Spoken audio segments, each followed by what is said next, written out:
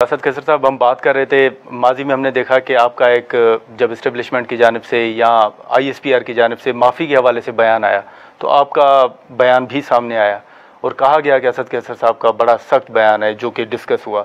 आप समझते हैं कि वाकई आपका बयान सख्त था और वाकई PTI किसी जगह पे जाके माफ़ी नहीं मांगेगी? देखिए, माफ़ी तो अल्लाह से मांगनी चाहिए अब सबको, और माफ़ी का कोई तस्वर भी नहीं है।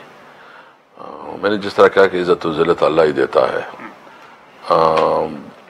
जो हमारी जद्दोजहद है, हमारी जद्दोजहद इंशाअल्लाह आइन और कानून की वजह से, क्योंकि ये जो बातें हो रही है ना, ये बातें ये अनकॉन्स्टिट्यूशनल एक मतलब नहीं चाहिए इदारे को कि वो पब्लिक में इस किस्म की बात करे।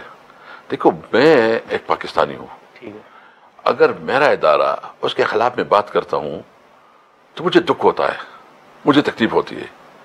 जहाँ भी ये बात होती है ना, तो यकीन जाने मेरी ज़बान जो है ना, अपनी फौज के खिलाफ बात करने के लिए तैयार नहीं है।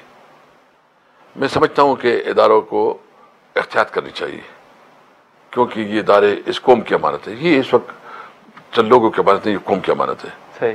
तो हम इस मुल्क में एक मजबूत इदारे चाहते हैं, वो फौज भी मजबूत चाहते हैं, हम जो है ना जुडिशरी को भी मजबूत देखना चाहते हैं, हम पार्लियामेंट को भी मजबूत। सर, अगर वो पब्लिक में बात ना करें, आपसे बात करें, तो आप बात करने के लिए तैयार हैं? देखिए, बात करने के लिए तो मैं ये क्या कह सकता हूँ कि हमारी पॉलिसी जो है ना, आज खान साहब के साथ लोग गए हैं, मिलेंगे, तो और जो भी होगा हम अपनी इलाही से बात करेंगे। मैं इस पर कोई कमेंट नहीं करता, मैं नहीं कह सकता कि हम करेंगे नहीं करेंगे। वो जो हमारी पार्टी और इलाइज की पॉलिसी होगी उसके मुताबिक हम करेंगे।